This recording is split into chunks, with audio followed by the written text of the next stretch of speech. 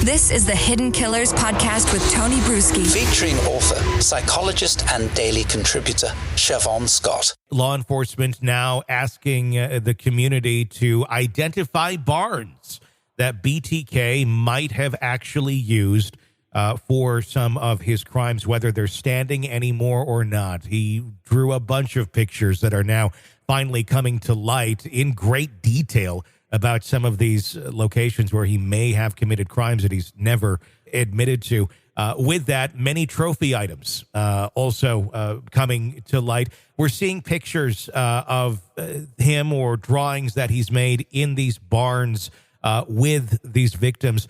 The fact that he hasn't come out yet and said that he's responsible for some of these, but some of these are simply his fantasies. How legit is that? I mean, is this something where these were simply his fantasies that he never played out, or is this still part of the game where we're getting so damn detailed in the graphics that he's created and the stories that he said and connecting it with his journal entries? I mean, it really does seem to be leading to legitimate crimes, not just fantasies. Yeah, I agree. This is a guy that had, and probably still has, such an incredibly active fantasy life all around sadism against women. And those drawings of girls bound in barns are absolutely horrifying. Along with the Polaroid photos of him posing, taking photos of himself, wearing items from his victims, some of the photos taken in churches and reenacting the murders. I mean, this guy, the fantasy amount of time he spent in sadistic fantasies was tremendous.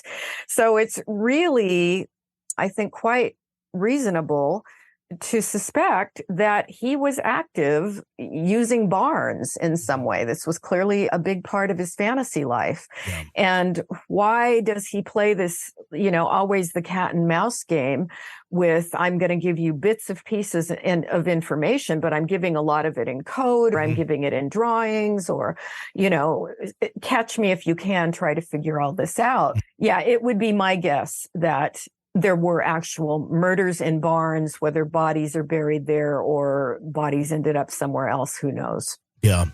The trophy items that we know that he had been using and actually dressing up in, I'm not familiar with people that, get into things like this in any way, especially a serial killer. But how common is it for people who commit crimes like this to literally go and dress themselves in their victims' clothing to try and relive the fantasies? I mean, some of these were just straight out of a horror movie. And some of it, I'm wondering, how did you even get yourself into that position to get out of that position without somebody assisting you? Yeah, this is so bizarre. And the real bizarre aspect to it is that then he would go to church and appear normal, or go to work and appear normal and appear to be a loving father to his kids most of the time. I mean, it really is strange. And I can't say I've heard of another case like this. That doesn't mean there aren't some that, I don't know everything here, but it's just really strange. And it shows the extent